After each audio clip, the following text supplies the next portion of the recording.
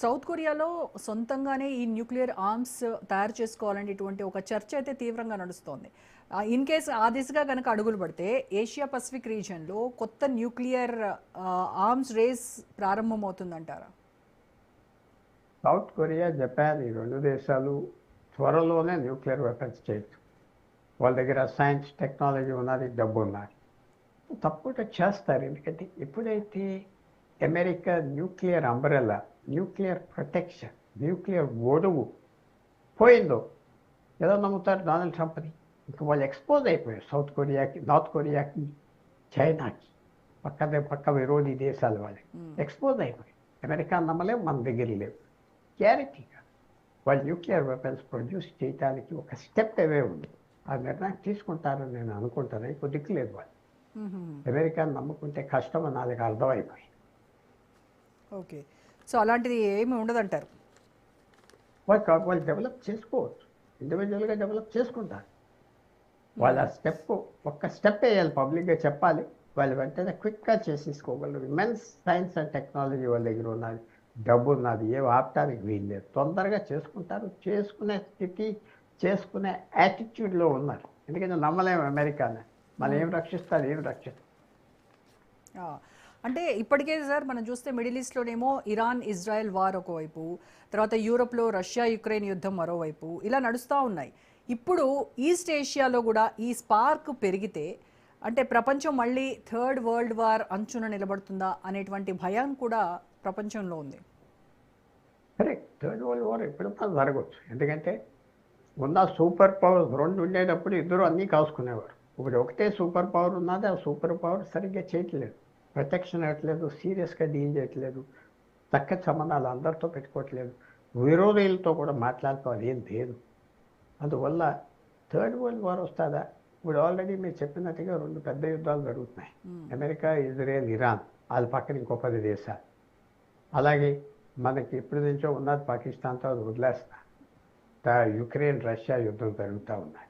కొత్త యుద్ధాలు రావడానికి ఏమీ ఆశ్చర్యపడక్కర్లేదు. రోల్ ఆఫ్ పీస్ మేకర్, శాంతి తీసుకొచ్చే దేశం ఎవరు లేరు.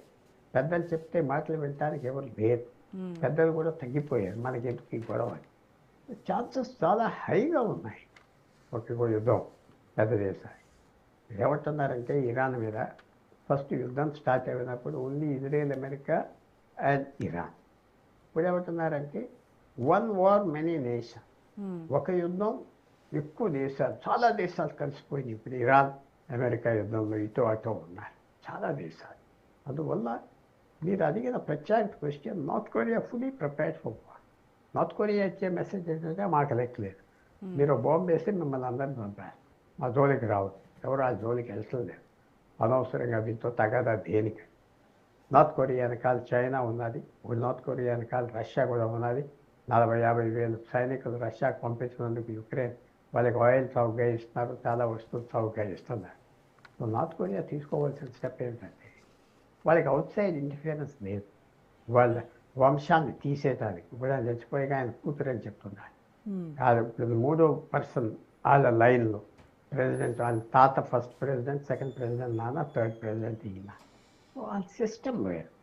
ఆ సిస్టమ్కి Japan, south Korea, north Korea psychology అంతా బాగా తెలుసు. పక్క దేశాలు వాళ్ళు కరెక్ట్ స్టెప్స్ తీసుకుంటారు. నా వ్యూలో వాళ్ళు రీఆర్మ్ అవుతారు. అంటే యుద్ధానికి ఇప్పటి వరకు సెల్ఫ్ డిఫెన్స్, అగ్రెషన్ కూడా రెడీ అవుతారు. రాబోయే రోజుల్లో అవి గ్యారెంటీగా మాత్రం అవుతాయి. అంటే ఒకే రీజియన్లో రెండు వైపులా నిరంతరము ఇటు మిలిటరీ డ్రిల్స్ కావచ్చు, మిసైల్ టెస్ట్ కావచ్చు జరుగుతూనే ఉన్నాయి. అంటే ఇలాంటి హై టెన్షన్ టైంలో ఒక చిన్న మిస్కాలిక్యులేషన్ ఆర్ ఒక టెక్నికల్ ఫెయిల్యూర్ ఏదైనా జరిగితే అది క్షణాల్లోనే ఒక ఫుల్ స్కేల్ రీజనల్ వార్కి దారితీస్తుందంటారు. పూర్తిగా రెడీగా ఉన్నది. ఎప్పుడైనా ఈ మనకు చెప్పలేము యుద్ధాలు ఎలా స్టార్ట్ అవుతాయి. అనుకోకుండా స్టార్ట్ అయిపోతాయి. అది ఎలా ఎండ్ అవుతుందో కూడా ఎవరు చెప్పలేము. ఒకనప్పుడు యునైటెడ్ నేషన్స్, అమెరికా, రష్యా అని కాసుకునేవారు.